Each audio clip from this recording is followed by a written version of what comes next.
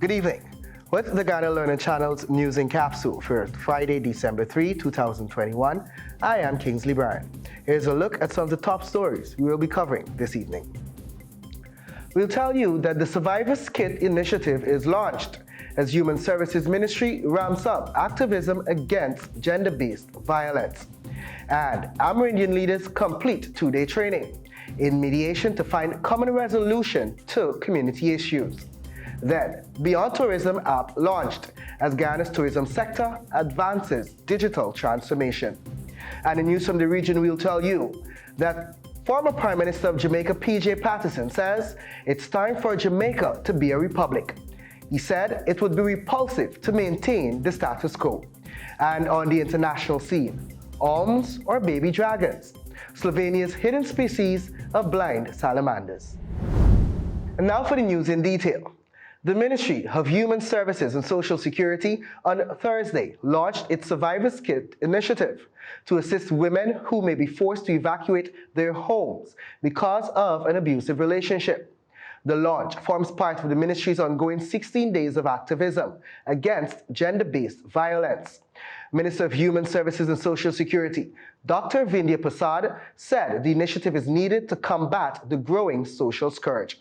Open quote, "When people want to leave abusive, violent relationships, they'll have a pack that has basic items. So, when they're leaving, sometimes I know many of them leave with just the clothing on their back. And they're thinking, how can they help themselves in that immediate moment or in those immediate periods right after leaving?" End of quote, Dr. Prasad said at our Lamaha Street office. The care packages contain basic necessities, including toiletries, towels, masks, and food items, among other things. 15 persons are currently undergoing training through the ministry's Survivors Advocate initiative to provide support and guidance to vulnerable persons. Meanwhile, the ministry plans to increase the team from 15 to over 30 to ensure every region has an advocate to help vulnerable persons. Survivors Advocates are accessible through the 914 emergency hotline. They are referred from the probation department and are stationed at the ministry's regional offices. Meanwhile, 40 Amerindian leaders from regions 4, 5, 6, and 10 on Thursday completed a two-day mediation training program at the National Exhibition Center in Sophia. Minister of Amerindian Affairs, Pauline Sukai, said the training will enable the community leaders to resolve issues in their communities. Minister Sukai said through the training, leaders will be prepared to find common resolution and arrive at unbiased conclusions when resolving land titling issues and other related matters. Open quote, "Ever so often, village councillors and leaders will have to deal with issues of land as it relates to those land users, whether it's resident or non-resident, because the Amerindian Act allows for a number of engagements, both with residents, and it also provides scope for engaging non-residents in investment in agriculture, sustainable use of the land, and whenever that happens, leaders must be prepared to address issues that come up that may need mediation." End of quote. Attorney at law Paul Bram and team conducted a successful training session. Mr. Bram said he's confident that the knowledge imparted to the community leaders will be used effectively. And Ghana's tourism sector is advancing digital transformation to foster economic growth through technology, while promoting safer ecotourism travels amid the pandemic. On Wednesday, the Ministry of Tourism, Industry and Commerce, in collaboration with the Ghana Tourism Authority, launched the Beyond Tourism app at the Cara Lodge Hotel in Georgetown. The US $1 million project, funded by the Inter-American Development Bank, the IDB, aims to reverse the 42% decline the tourism sector experienced due to the COVID-19 pandemic. IDB's country representative, Lorena Salazar, emphasized the important role the digital platform plays as the tourism sector battles COVID-19. Beyond the Tourism was created by V75, Ghana's leading software company, and is compatible with all mobile phones. The network comprises 2 mobile apps and an information system, which was developed over 5 months ago. Discover Ghana Tourist app, commissioned by the GTA, was designed specifically for visiting tourists. The app will enable visitors to access updated travel requirement information, safeguards and standards, organized travel itinerary, and health documents for screening. Persons will also be able to browse and easily communicate with certified tourism service providers. The second app, Discover Ghana Provider, gives GTA representatives access to create and manage establishment profiles on the Discover Ghana directory. The establishment will be able to apply for COVID-19 certification each year. The app enables employers to manage tourist engagement information and access updated health information to keep both staff and visitors safe. Additionally, a scannable QR code can be provided to guests to track all current and past visitors at their establishment. And now in the world of sports, the Ghana Football Federation met with the government of Guyana to initiate the national approval process necessary to accept an offer from FIFA for Guyana to become the first CARICOM nation to benefit from the World Football Governing Body's Football for Schools program. The program, which will see FIFA provide financial, technical, and logistical support to establish sustainable football initiatives and competitions in primary and secondary schools around the world, requires a memorandum of understanding between the government of Guyana and the GFF, the creation of a national steering committee, and an agreed list of participating schools.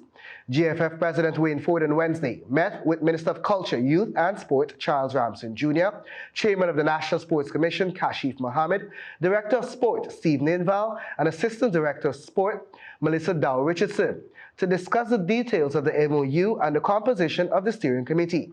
President Ford will appoint a chair of the committee, which will include representatives from the GFF, the Ministry of Culture, Youth and Sport, the National Sports Commission, Corporate Guyana, and members of the football community. The next steps in the process include finalizing and signing the MOU, appointing a steering committee, and providing FIFA with a list of primary and secondary schools that will benefit. FIFA Football for Schools, in collaboration with UNESCO, aims to contribute to the education, development, and empowerment of over 700 million children worldwide. It seeks to make football more accessible to both boys and girls by incorporating football activities into the education system, in partnership with relevant authorities and stakeholders. And that story was extracted and modified from the newsroom. And in news from the region, 2 days after Barbados severed ties with the British monarchy by declaring itself a republic, former Prime Minister P.J. Patterson has written an open letter to the incumbent Prime Minister Andrew Holness and opposition leader Mark Golden, beseeching them to ensure that Jamaica is a republic by the time the country observes 60 years of independence in 2022. Patterson has charged that it would be repulsive to contemplate a diamond jubilee where a constitution rests on an order in council dated the 23rd of July, 1962, and a head of state who does not reflect our own image, end of quote. I write you jointly as our Prime Minister and Leader of the Opposition, who have the political authority and the opportunity to capture a truly historic landmark by the establishment of Jamaica as a republic within the Commonwealth and simultaneously repatriate our Constitution during the 60th anniversary of our independence in 2022, Patterson added. He highlighted that for some time before Jamaica entered its 40th year, the country had been actively engaged in extensive discussions and consultations on moving toward a republican system. He insisted that the political parties are at one as successive prime ministers have reiterated that firm intention at their inaugural installations and also reaffirmed their policy positions in numerous throne speeches from the dawn of the millennium. He stressed that both parties have accepted that the new head of state would be ceremonial in function, save for such powers as are expressly granted by the legislature. The former Prime Minister said he well understood the numerous challenges facing the country at this time, including the ongoing coronavirus pandemic, crime, corruption, and climate change. Open quote, I sincerely believe that the solution to these and other problems requires unity of purpose and action, transcending partisan borders. I dare to suggest that a powerful signal of combined will when government and opposition are seen to act together will be transmitted to the entire population, end of quote. He added, it would demonstrate our determination to act in concert by making the long overdue constitutional change as we promote our common identity and make our national motto, out of many, one people, a meaningful reality. And that story was extracted and modified from Loop Caribbean News.